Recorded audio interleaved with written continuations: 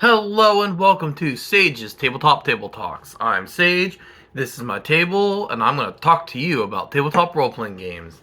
This is my brand new table.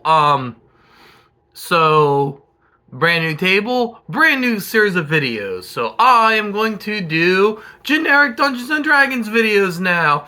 I'm going to be like, hey everybody, the best class is a warlock. You should all play warlocks. They're not thematically silly. And boy howdy, do I love the storyteller system. I've never seen a system that more encourages role-playing.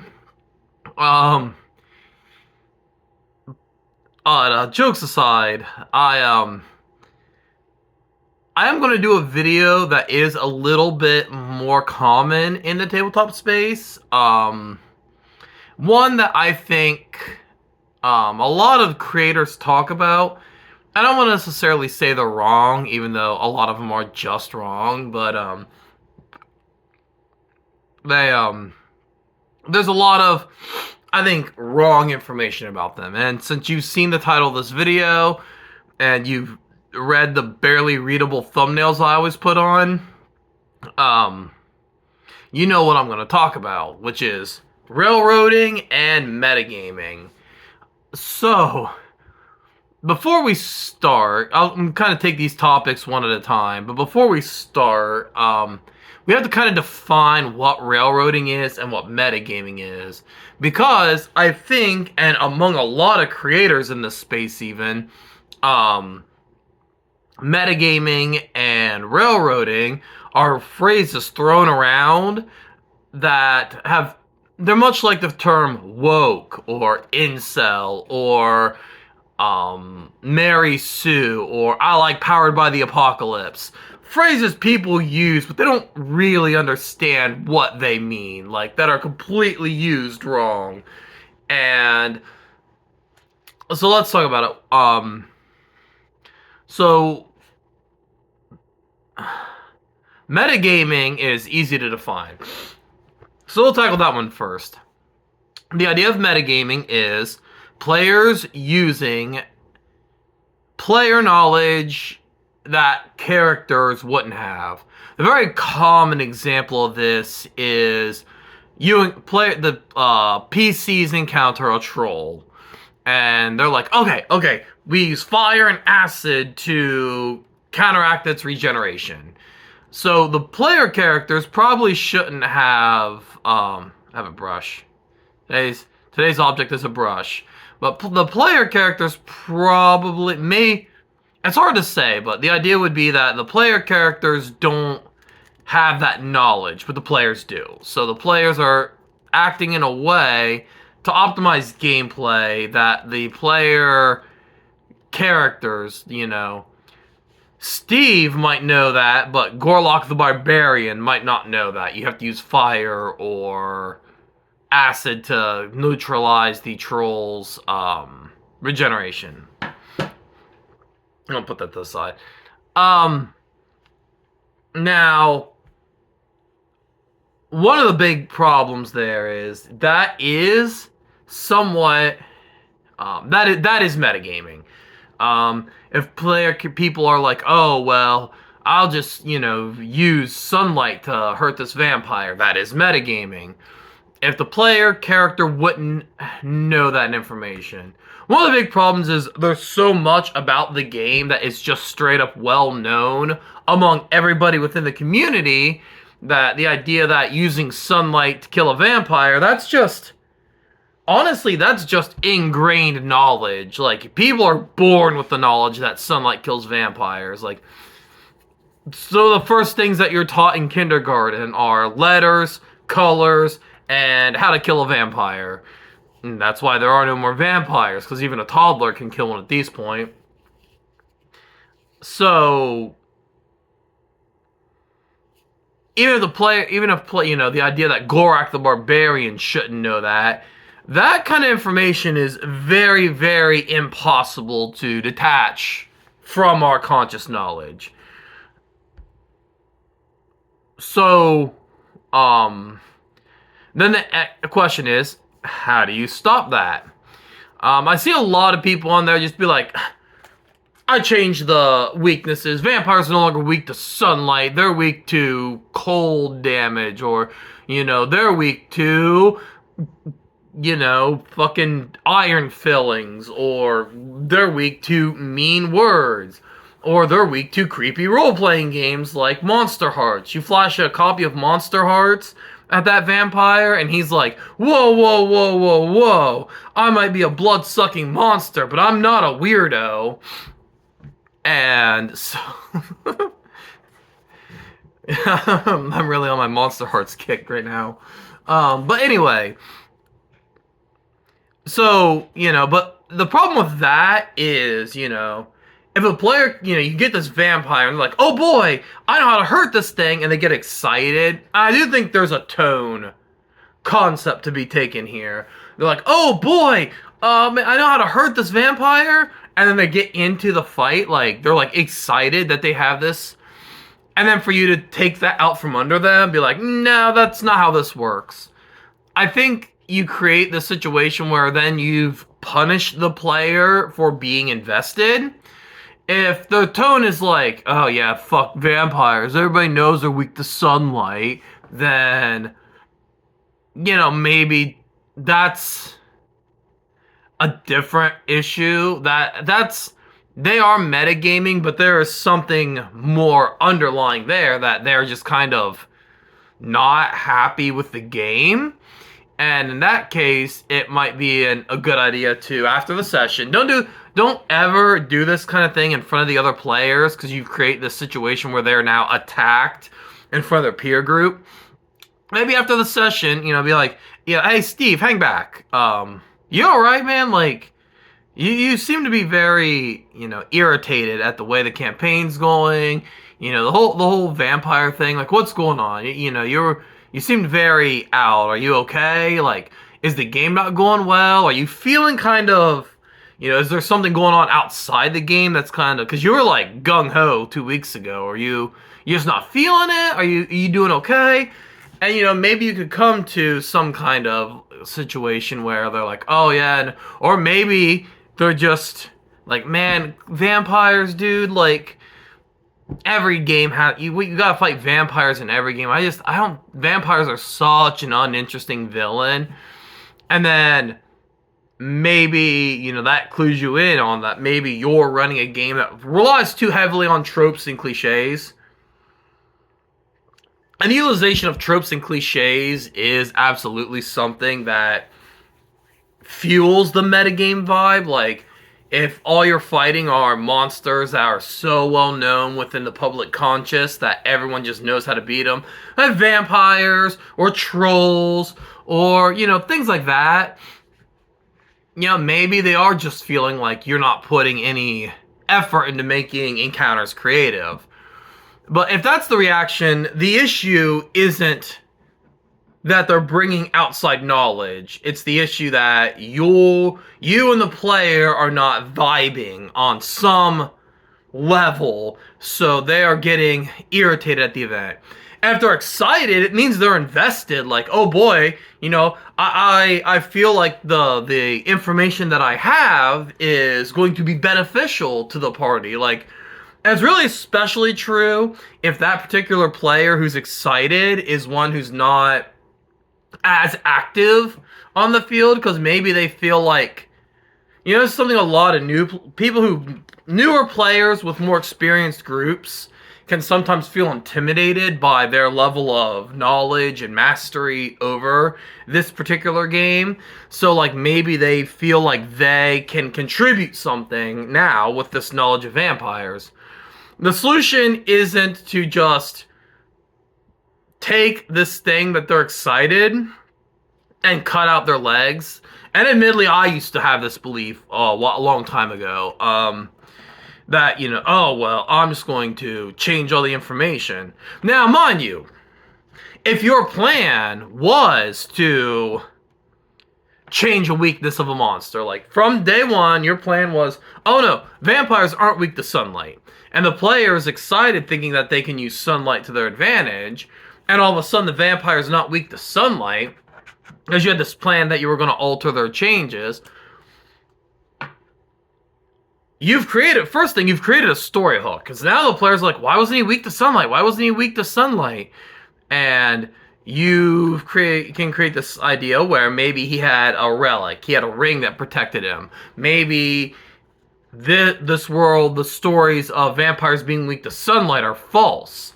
And you can kind of create this thing where, like, now they have to kind of reconsider knowledge they had gained from life, you know. And if, like, and there's commonality, like, are trolls common? Are vampires common in your world? If so, then it would make sense that people just know the weaknesses of them. In the real world, I'm not a hunter, but I know that wild boar are a very dangerous creature to hunt, because most creatures, when they get injured, go into flight mode, but wild boars, when they become injured, go into fight mode, and they can become very aggressive and violent that a lot of animals aren't. I don't have to be a hunter to know this information. It's something I've just picked up through, you know, osmosis. So, if the player's like, oh boy, I know that vampires are weak to sunlight, you know, maybe this is an opportunity to kind of expand that character. Be like, okay, well, how does your character know that? And it doesn't have to be something big. It could just be something like, oh, you know, when I was 7, we had a vampire, you know, plague our town, and the men were all, I remember overhearing the men as they were going on the hunting party to stop this vampire, that they were going to, you know, try to attack it during the day because the vampires are weak to sunlight. You don't have to create like 60 back pages of how their dad was killed by a vampire on his dying, but, you know, let them just kind of consider their character, and let them kind of consider building a little bit into this world. Like, you know, kind of, you know, let them explore and expand just little tiny bits, because things like that can help both character building and role playing. And that you've given them this detail, you might have taken in, especially, like I said, this character who may not be as active, you've now planted a seed for a character idea. Yeah, but yeah, the idea that you just, if they're using out of player knowledge, you just cut it out from under them, that's not good advice, because you're just taking something that characters understand and cutting it out from under them. Now, if they're just straight up saying something like, oh, there's an ooze, and it's got, you know, I know it's got 8 armor class, but 600 hit points, so fighters, use your power attacks every turn. You know, that's one of those things where it's like, you kind of either have to have that conversation outside of that situation, or you kind of got to roll with it a little bit. Once again, you have this thing where the players, and, you know, if it is a problem, roll with it for this encounter. Let them have this one thing. Maybe, just maybe, add some extra hit points to the monster, make the fight, if they're doing that, and you plan for this fight to be a little harder. Or don't, because, you know, maybe reward player investment into your game. But if it's a common problem, the big thing to do is just be like, hey man, you gotta stop quoting rules at the book, you know, stop quoting rules and rules, R-U-L-E-S, rules, and monster statistics at the game table. You're kind of like killing everybody's vibe with it, like, You're turning this into a tactical game when it's not meant to be. But yeah, like, and oftentimes a problem with metagaming is a problem with too much investment into a game. And that's not a bad thing. You just kind of gotta try to push and prompt it away from just quoting numbers, and let the players kind of consider what this means to them as a player, to them as a character, to them at the table, as a party. If it's happening often, the best thing to do is have a conversation. And if it's happened once, one of the best things to do is just kind of be like, How does your player know that information? Or things like that. Or you can even assist them to be like, oh, well, I heard about it as a kid, and you can kind of play with them a little bit. Be like, so you remember, especially if it's like somebody new or somebody who even struggles with role playing character design. You could be like, so do you remember hearing about it in a fairy tale as a kid? And then if with that seed planted, you can use that to help expand the world. Well, now all of a sudden there's this legend of a vampire, of this troll who came to town once every full moon, and stole the firstborn children of the wealthiest people in town. And so they gathered up, and after 6 or 7 attempts at killing the troll, they decide to burn the bridge he lived on. And they noticed that swords and spears and hammers and lightning never harmed the beast, but the fire from the burning the bridge did. And now now I know that the village understood that there was fire killed the beast. And then you could incorporate that into maybe some later. Maybe they go to that village with the troll, and now all of a sudden they're paranoid, and or even not paranoid. Maybe there's this overconfidence in this town because all of a sudden now this troll, which was specifically attacking wealthy families, is now all of a sudden overrun by oligarchs. Or you cannot. You can just make it something a character can just kind of think about and let them kind of consider what it means to them and why they know that. And if it's something that happens once or twice, then not a big deal. And it can kind of be used to prompt some character. If it's something the player's constantly quoting at, you just got to be like, dude, stop, okay? Just stop. And if you do decide to just alter monster statistics, have a reason for it. Don't just make the troll immune to fire out of spite, because now you've engaged in this kind of social warfare with that player, where you guys are just going to constantly be biting at each other over this thing. Like, oh no, we're fighting a fire elemental. And the player's gonna be like, oh, I bet he's immune to cold damage because he keep changing these monster stats on us. Can't even figure. And you don't want that, because you're going to create this situation where now you and this player are kind of pushing your weight against each other, and everybody else at the table is going to be kind of either forced to pick a side or have to become a bystander in this game while you and that player kind of dick around, wave your dicks at each other. And there's a time for waving your dick around, and at the D&D table's not one. But yeah, that's kind of it with metagaming, and it's advice some people give, but it's not often framed in a way of making the game more constructive. It's usually framed in a way of being a problem player, and it often isn't a problem player. It can be.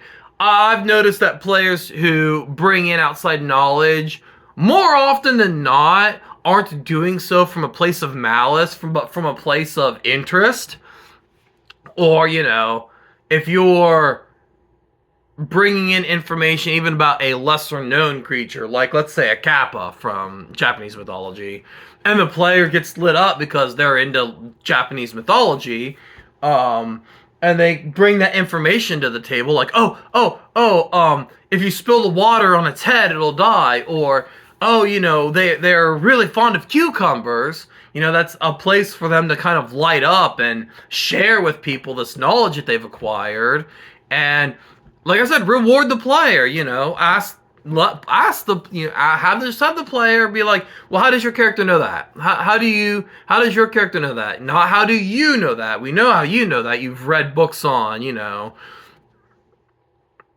mythologies from, Japan, China, India, Korea. So you've come with this particular bit of knowledge. But how does your character know that? Were you told that as a kid? Were your families um, migrated from the area that would have this as a cultural significant event? And if so, was this passed down to you? Was there a Kappa in the town where you grew up? And like I said, you don't need 6 pages of backstory for this. Just let them bring you a tiny bit of information, and you've planted a seed now for both you and for that character, for that player to like expand his character a little bit.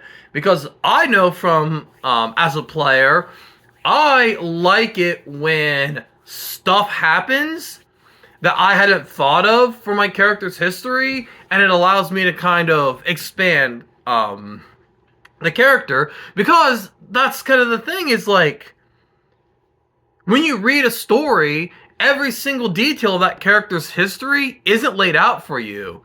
And in Dungeons and Dragons, which is generally long-term storytelling, you know, one-shots exist, but when you're playing tabletop role-playing games, you're often playing a campaign, which functions more like a series of movies, or a season of a TV show, or multiple seasons of a TV show, and as such, characters go through changes, and things about their past get revealed. They didn't even necessarily have to be like life-changing events. It could just be something as simple as the character being like, wait, I remember this. I heard, you know, when I was a kid, we used to tell stories about Kappa. My mother and father used to tell me stories. I thought they were bedtime tales. I thought they were fairy tales.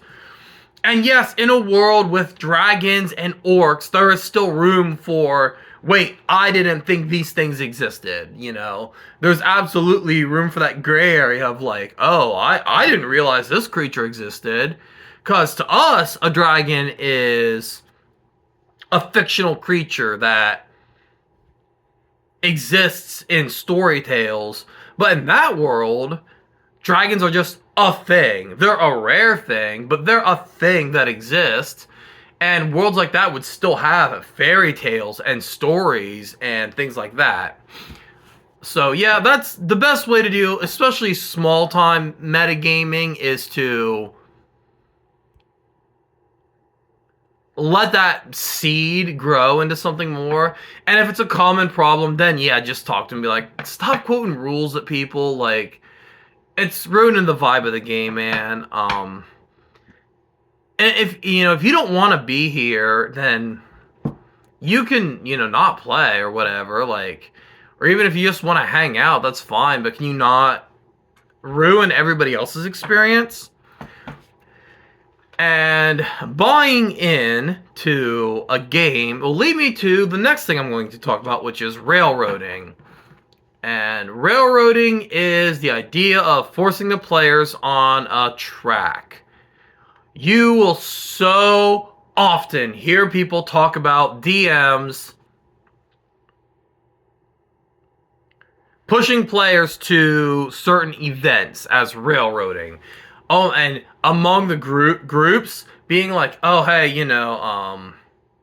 you're all, you've all joined the Magic Academy, and you're all part of House, Huffledore, you're all Huffledores now, so that's gonna, and then people are like, oh, I don't want to be a Huffledore, I want to be a Ravenclaw,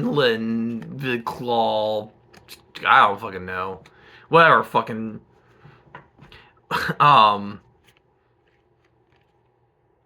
But, and they'll be like, oh, you're railroading, choo-choo. I even had a player do that to me once, because they were like, I put forward a plot hook, and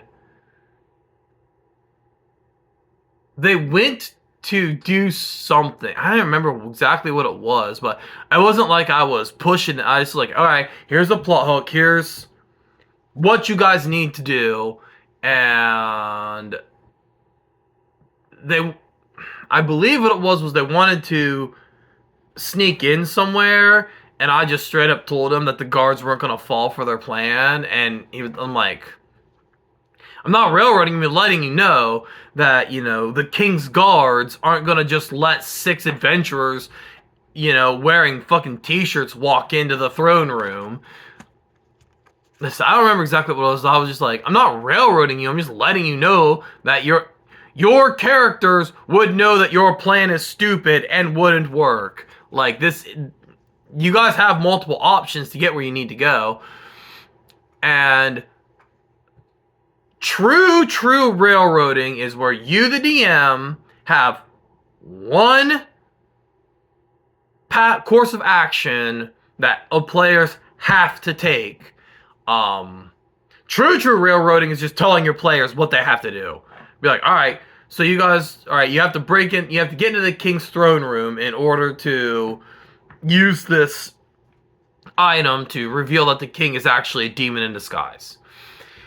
And True Road are going to be like, all right, I need everybody to make stealth checks because you have to sneak in through the garden maze. And, very kind of JRPG-ish where you kind of just know what you're supposed to do. But the idea of telling the players that, the king has been disposed by a demon and you have to get to him and sprinkle holy water on him in order to reveal it, telling them that that's what they're supposed to do is not fucking railroading. It's buying into the story that the DM is telling. And that drives me absolutely nuts. And so fucking many content creators have this conversation where they're like, the players can do anything. I mean, yeah, they can do anything, but there's a plot, and I have made this point, and I've made this plot, and they've agreed to this plot. They've agreed to tell the story, and like I said, it doesn't have to be the way I exactly plan it. But when you lay seeds of a story, you're kind of expecting the players to bite. And as such, you as the DM are also looking to what your players want to do and accommodating. Once again, the story about the vampire from earlier when I was telling you, the player just gets bored and angry. Maybe your whole entire campaign has been nothing but fighting undead. And he's just kind of fucking sick of zombies, skeletons, and vampires and ghosts, and he wants some more variety, especially if you, the DM, at the opening, didn't let him know that this was going to be a, ghost and undead themed campaign. And so, that character might have built a character not really expecting to fight nothing but undead. And maybe if you would explain to him, this campaign is going to be very undead themed, he might have built a different character. So as the DM, you kind of got to watch for that when players are getting really irritated with what you're giving them to do. But giving players story seeds, telling them, hey, this is where the story's kind of going, is not railroading. And as a player, when a DM is like, okay, so, we work for, as I remember, one of my favorite campaigns was my friend Mike's. And he had this thing where we all worked for the king, and honestly, the party was extremely chaotic, and so, this idea of working for this fairly incompetent kind of goofball king, I don't want to say it wasn't something we wanted to do, but obviously we were kind of, as player characters, kind of rebelling against it. And I don't know if he had planned it or if he had just shifted it, but the game very much became this idea of a fallen paladin trying to usurp the throne. And as that story seed continued, this conspiracy against the throne, as it continued to grow and germinate, we got invested in the story he was telling, because he was writing this story, this investment of a conspiracy against the throne, and including one of the guys who was a conspirator, because my character was very chaotic, very mercenary, trying to recruit me into this conspiracy, to which I happily took his money and then used the fact that he wanted me to join as a way to infiltrate. And but the thing was, we were bought in to the story. And as players, we have to buy into the story. And I understand how irritating it can be sometimes, like when a DM is running a story heavily influenced from other media, where you start to realize what you're playing is One Piece or Black Clover or whatever it is. Absolutely, I understand that frustration. I get it. At the same time,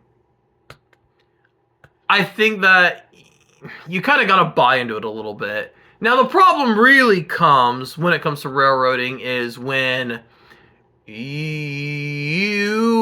and this isn't railroading, but when you, the player's actions, no longer influence the plot. That's a completely different thing. We'll talk about that here in a little bit. But unless the DM is actively forcing you to take actions to go forward, it's not railroading. But as a player, you have to have some buy-in. Like, you have to be like, okay, I'm going to ride along this plot. I'm going to ride along this plot. I'm going to enjoy the story.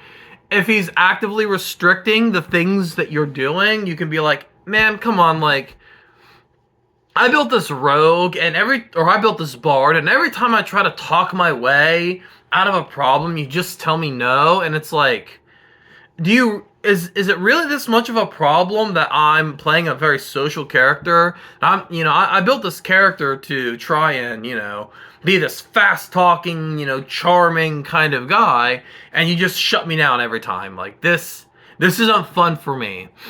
Because this is entirely possible that maybe the DM doesn't realize that's what he's doing, because he kind of has this Metal Gear Solid mindset instead of, like, Ocean's 11. And,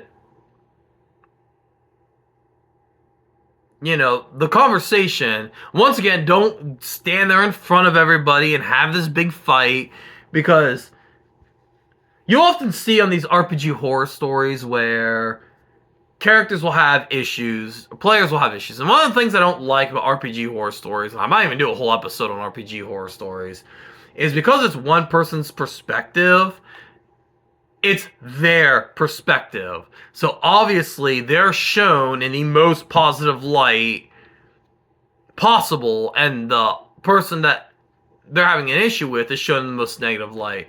But you'll so often see where the OP, the person talking, will get everybody else against the one guy who's an issue, and then they'll conspire, and then everything explodes because you didn't have just straight up one-on-one conversation.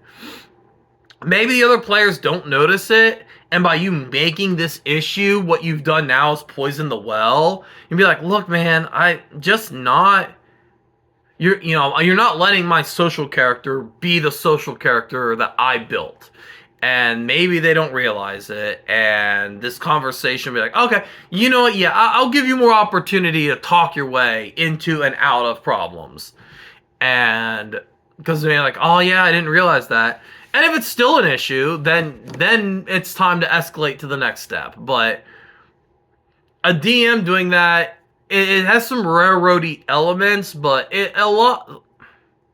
sometimes it is just not knowledgeable. I had a DM, and he, very, very first campaign he ever ran. So he's gotten better. He's so much better now. Very first campaign he ever ran, because me and him had a closer friendship than a lot of the other people at the table.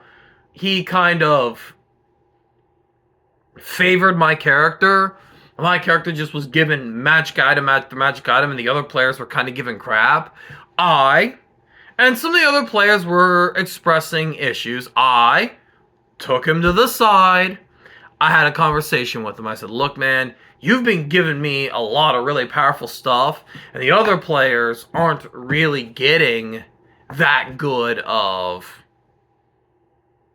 loot. Like, they're feeling very left out, feeling like I'm having favoritism toward me. And he's like, yeah, I think you're right. So we had a conversation, and we tried to kind of reset the balance a little bit, because he didn't realize that that's what he was doing. It just, oh man, it was just feeling, oh man, Sage would really, really like this item if I gave it to him, but wasn't thinking about the other player characters because his friendship with them wasn't as strong as it was with me. And a lot of times, when it comes to railroading DMs, there's a lot of that same. They're given this, like, once again, the hypothetical breaking into the throne room. Um, in their head, it's a lot of Metal Gear Solid sneaking around in the bushes, scaling walls, hiding from guards. But maybe the player characters would have more fun. Maybe they would have more fun if it was like, okay, we're gonna get some disguises, we're gonna sneak into the King's Ball, and when the King's Ball goes on, we'll splash them there, and that way, it won't just be us seeing that the King is actually a demon in disguise. He won't have any option to hide it. It'll be in front of all the royal court.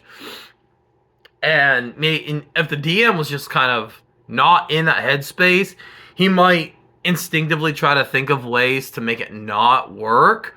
But if you have that conversation, like, half our party is more so, you have one character who's sneaky. The rest of us are much, you got a warlock, a paladin, and a bard. Like, we should be able to talk our way into that. And one rogue, like, this isn't our party's specialty.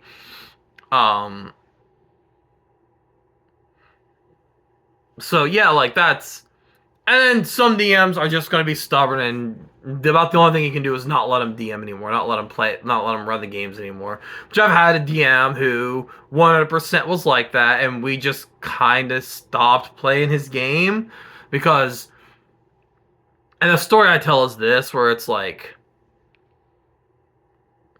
if we wanted to go buy supplies, we wanted to go and buy some supplies, every interaction with every shopkeeper had to be this huge, overblown thing where we're like, oh, you want to buy some healing potions, you have to get with the quirky gnome alchemist, and oh, you want to buy a new sword, well, you've got to deal with the gruff dwarven blacksmith who just doesn't really like you guys. He's works for this organization out of force, and he really hates you guys, and every time you want to buy something, it'll be a big... And us, the players, are like, oh my god, can we just spend the 500 gold that we got and buy the 3 healing potions and the, new fucking shield? Because that's what we're after. I don't want to have to haggle with this gnome who's like, you can buy these half-price potions and you don't know what they do. I'm like, I don't want to. I want my fucking healing potions because we've got this fucking bandit camp we have to take care of, and we want to... This is what we want to do as player characters. We want to go out and we want to rough up some bandits. We didn't build these characters who are meant to be these, like, guys who are constantly going on to shopkeepers. That's not fun. We're not having fun. Stop pushing this on us. And even then, I wouldn't argue it was railroading. I don't think that he railroaded us. I think that he had an idea that was more fun in his head than it was in play. And sadly, the fact of the matter was, he just kind of refused to take the hint. He kind of refused to take the direct, we don't want to do this. And about the only thing you can do in that case as a player is kind of just be like, alright, we're not playing this anymore. This isn't fun. We're fucking working 40 hours a week. This is our free time. How about we have fun? We don't want this to be a chore. But it is what it is. Like I said, but once again, that wasn't even, in my mind, really railroading. Because anytime the DM pushes the player along the plot, or even along a certain play thing, people just scream railroading, because they don't really... It's one of those things, it's like... Once again, it's like the word Mary Sue. Anymore, people use the word Mary Sue to refer to female characters they don't like. And that's just not really what it was meant to showcase. What it was really meant to talk about was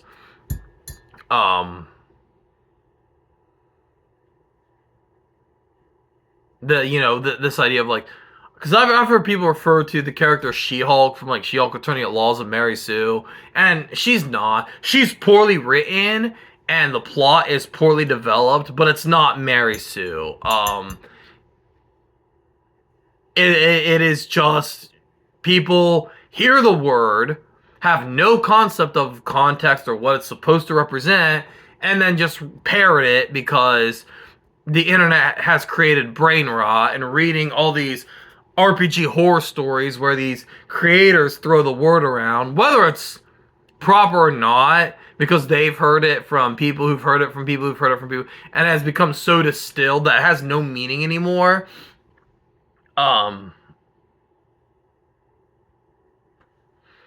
So now it's just this thing where people just throw the word around to refer to anything they don't like. Metagaming is a little easier to define because it has a much vaguer kind of idea, but people just throw the word railroad around to mean, oh no, the DM wants us to buy into the plot. And that's the thing about playing this game. The DM has spent, even if he's read a module, he spent a lot of time preparing a story, and you, the players, have to buy into this story, or else the game won't work. As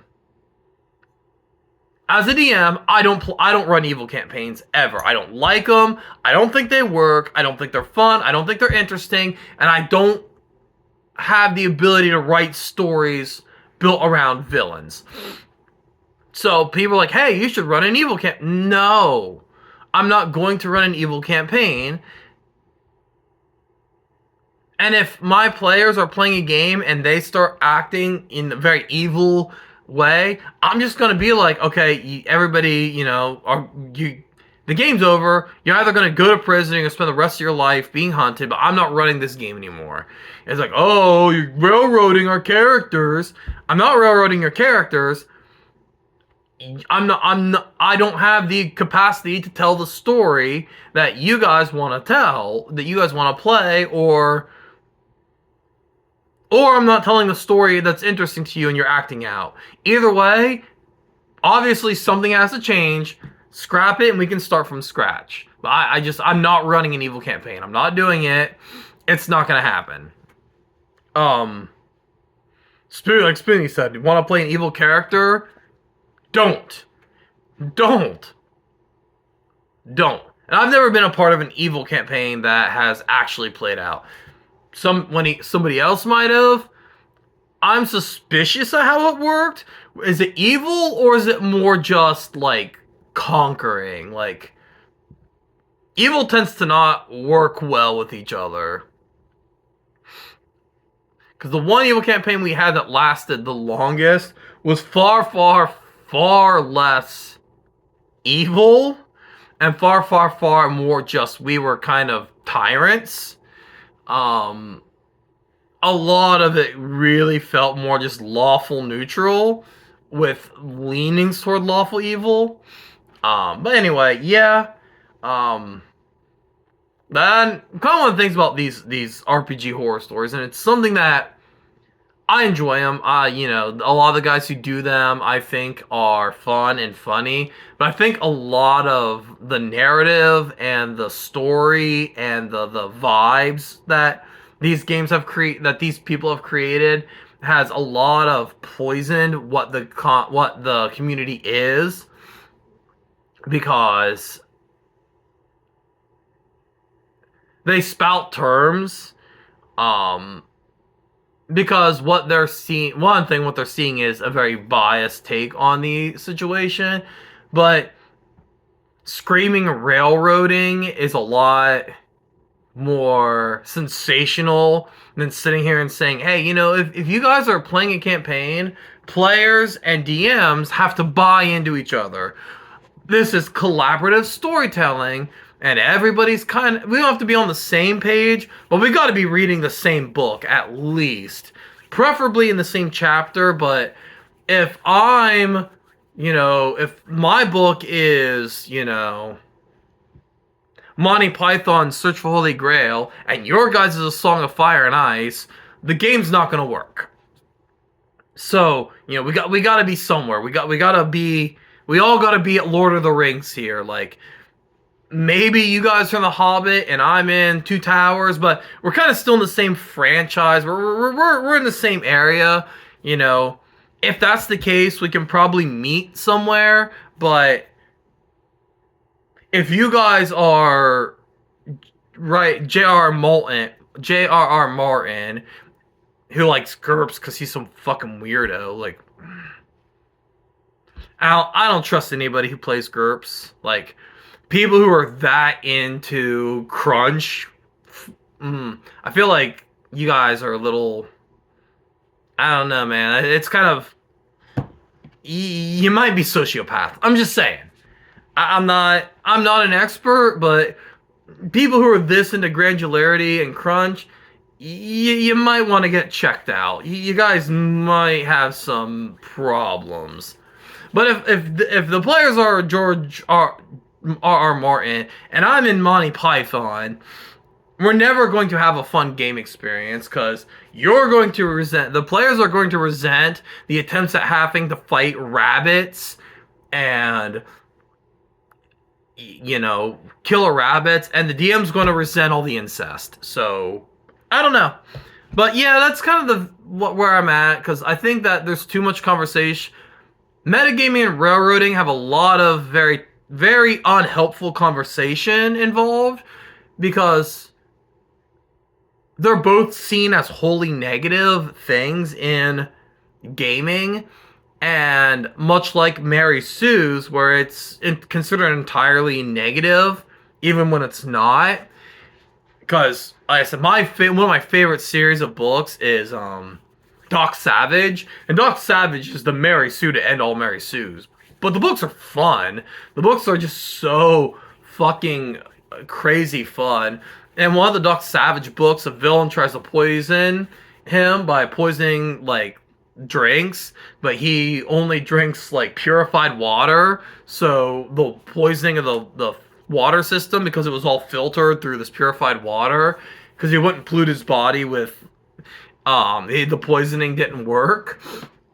And if you watch the movie, the Doc Savage Man of Bronze, one of the villains is like, oh, I'm gonna get them drunk so I can, get them while they're intoxicated. And he's like, I only drink Coke. I don't drink alcohol. And it's so beautiful. It's so wonderful. But he's a Mary Sue, and it's fun and it's interesting because it's very silly and kind of slapdash. But people just throw the word Mary Sue to refer to characters who are powerful, without actually considering what it means, or this idea that if you are writing in that style, it is immediately bad and must be thrown out.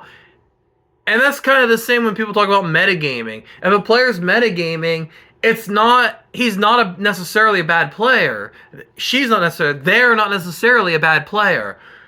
They're not necessarily playing bad. They're not necessarily a problem. They're his ways, if they're metagaming, to kind of bring that back into the fold. If a DM is trying to put you on certain points because he's spent fucking 3 months preparing this campaign, and he's like, hey, this is a major plot point, that's not railroading. He's telling a story, and you're supposed to, as players, buy into this story. I really don't like, because I think it gives the wrong message. I don't think it's wrong. But people often use the Cave to the South as an example of proper railroading. There's a cave I've heard rumors, there's a cave to the south where an orb of dragon kind exists that we could use to help us fight the evil red dragon that is terrorizing this land. And the players are like, I'll go to the north. And they go to the north, and it turns out that the cave was actually in the north, and the guy's information was wrong. And it kind of creates this situation where you, as the DM, are engaging in kind of a negative activity with the players where they are not being engaged and you're just kind of like, and I don't necessarily think I don't necessarily think that that is wholly a problem. You have a dungeon design, and whichever way the players go, they're going to encounter that dungeon. But it has created this very wrong mindset among DMs where it's like, the illusion of choice. Yeah, the illusion of choice is kind of important in gaming. But if you rely so much on the illusion of choice, you are still very much in that railroad element where you're like, if you're like, okay, you know, there's a dungeon, there's a ruined castle to the south where we think that what the next plot point is. And the player's like, I don't want to go there. The important question here isn't, how do I get the players in the dungeon? The important question here is, why don't the players want to engage with this plot? There is something going on.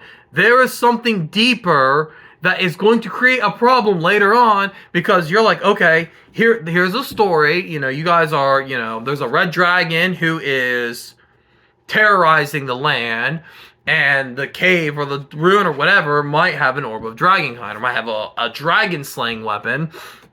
And the players are like, I don't want to get involved. I don't want to engage in this. Why don't they? This is something that needs addressed. Don't just say, okay, well, you're going to the cave to get the dragon slaying knife anyway. Something is going on. The players aren't engaged in your plot. That's what needs addressed. Not where the fucking dungeon is. Stop telling DMs to put the dungeon in the north when they go north. Start telling the DM to talk to the players. Hey, what's going on? You know, like, I don't have anything up in the north. There's nothing up there. If you guys go to the north, we're going to have to call it a night until I get, you know, another 3 weeks to write something up there. And if they're like, oh, you're putting us on the railroad, be like, what do you want me to do? I didn't have anything planned. I didn't think you guys would just say, oh, I'm not interested in the plot. Why the fuck aren't you interested? What's going on? What is happening? Why don't you guys want to engage in the plot? Like, this is under, they're bored with the plot. They're just being disruptive to be disruptive. In which case, fine, you know, you can run campaign. You see how fucking easy it is to write contingencies for any direction. You know, it's there. Something is going on. Stop telling DMs to put the cave no matter what direction they go. There's something else that's a problem where the players are not being engaged in the story that we're all supposed to be telling, like collaborative storytelling. But that does mean collaborative. I say, hey, you know, this campaign is about, you know, the main, you know, you were in this village. Your village was attacked by a red dragon. He burned your village to the ground. This red dragon's been terrorizing the land. You know, as players, you know, you are now engaged because for whatever reason, you players want to fight this red dragon. In session 0, you should say, why do your characters want to fight Gildress the red dragon? These characters should have backstories involving Gildress the Red Dragon and why they want to fight Gildress the Red Dragon. And so, if they're not engaged with, hey, here's a device, here's a plot point that will help you defeat Gildress the Red Dragon, and they just say no, something has happened. Between session 0 and now, where they don't want to play your game anymore, and that needs to be the conversation. Please, Dungeons & Dragons content creators, stop giving this advice. This is terrible fucking advice. If you tell the players, oh, you know, you go to explore, and no matter what way they explore, they happen upon the cave that's got the bandits.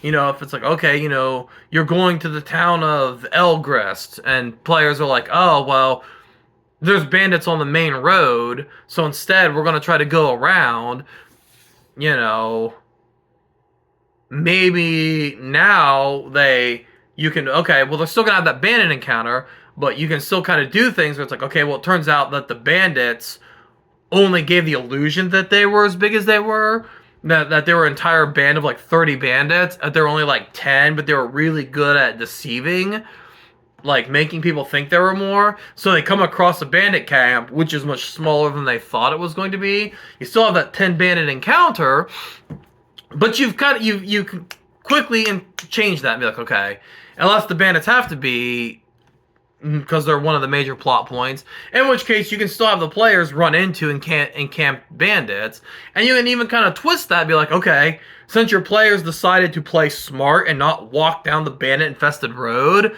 you can have the players sneak through the forest and catch the bandits on guard. Well, now it's not the players who are on the back foot because they were jumped. It's the bandits who are, sitting around a camp, 10 bandits sitting around a camp, drinking whiskey and telling stories, and all of a sudden the player characters show up and they're like, oh shit, now they're scrambling to grab their swords. But you've tweaked, but you haven't completely changed that 10 bandit encounter that you had planned. But if the player characters are just actively denying engaging in the story, then you have a problem, and it's not railroading, and you need to stop telling players to just... Or you need to stop telling DMs to just fucking... Well, just make them do it anyway. That is so much more railroady than just having a fucking conversation. Why don't you guys want to play? Why aren't you guys engaging in the plot? Why? What has happened that made you guys not want to fight Gildress the Red Dragon anymore? Like, every single one of your characters should still want to fight him. Why aren't you? And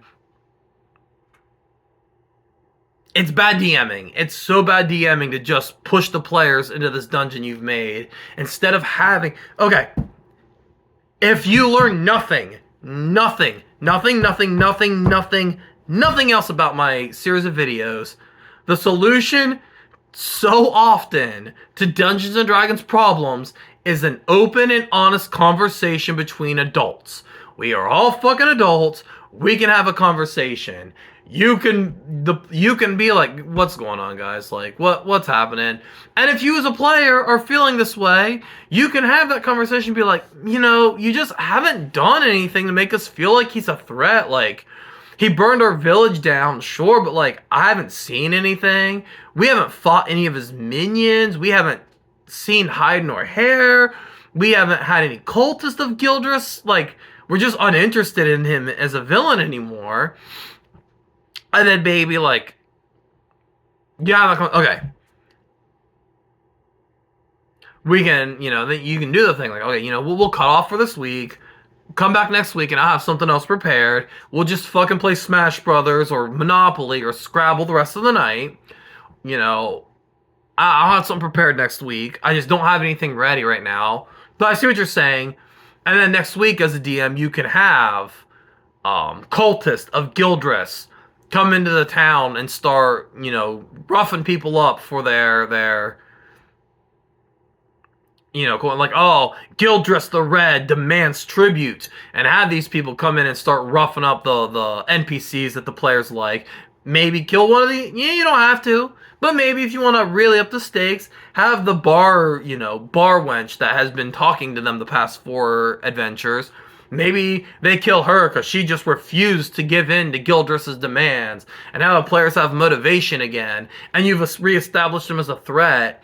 And you as the DM are like, okay, I got to remember that I got to keep his minions on the forefront. Keep him doing stuff. Maybe have him show up and burn the town while I don't know if I'd want to have him burn, because then it would feel like you're punishing them for leaving. But there's ways you can do it and be like, okay, I see what you're saying. I haven't made my villain as much of a threat as I thought I had, but I can work with this now. But have that conversation why they're not engaged with the plot. That is so much better than this shitty fucking advice of just make them do it anyway. Like, that's not helpful. You're not actually addressing the actual fucking problem that is at the table, which is the players are not engaged in collaborative storytelling. They have become antagonistic. It is now competitive. It is no longer collaborative. It is now player versus DM and not player and DM telling a story. But anyway, I've gone on for an hour, and I think I've kind of, especially when it comes to railroading, really covered the big issues I have with so many content creators and their shitty advice and their constant shitty fucking overuse of the term railroad and misunderstanding of really what railroading means. Like,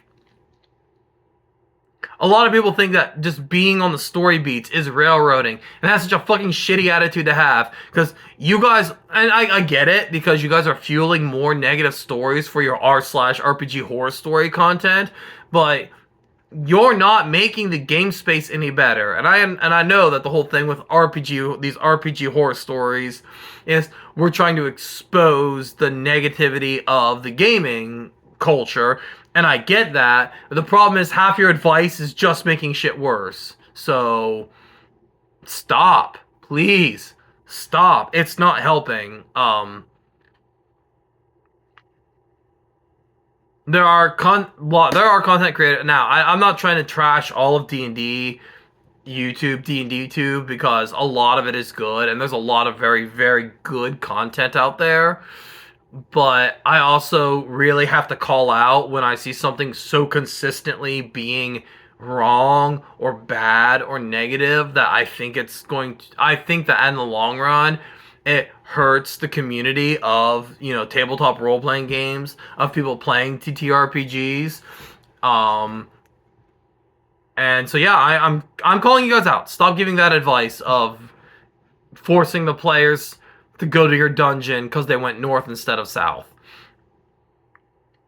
It's bad advice. It's just bad advice. And if the players aren't doing the thing that's so obviously meant to be done, there's something else a problem that it needs to be addressed. But anyway, I don't know what my next video will be. I'm just gonna, once again, I got stack cards with topics. If you would like it to see any topics put in the stack, go ahead and leave me a comment. I'm more than willing to help with, with this advice.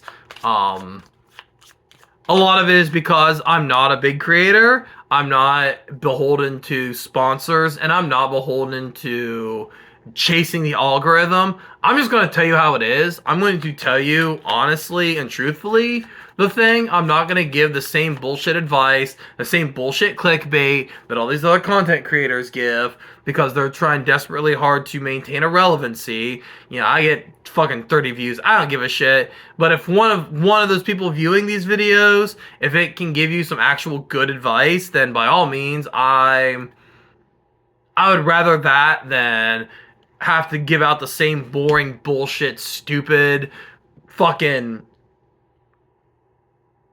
trash advice I see so often in these communities, and get 20 million views. Like, I got a full-time job. I'm not monetizing this. So yeah, I'm not beholden to any of this D&D tube culture. I'm gonna tell you guys exactly the truth, exactly how it is, and exactly how I see it. Now, obviously, people might have differing opinions on these things, which is fine. But a lot of the advice I see is just very parroted without understanding what they're actually trying to say, because a video with that parroted advice got popular once, and they have to chase the algorithm. So yeah, I am just straight. Fuck it. I'm just straight up calling D&D tube out. I'm calling TTRPG tube out. Stop giving players half-assed or shitty advice. You're not helping the community at all. But anyway, I will see you guys next time. Have fun, and talk to each other. We're all adults. Have the conversation. But until next time, bye.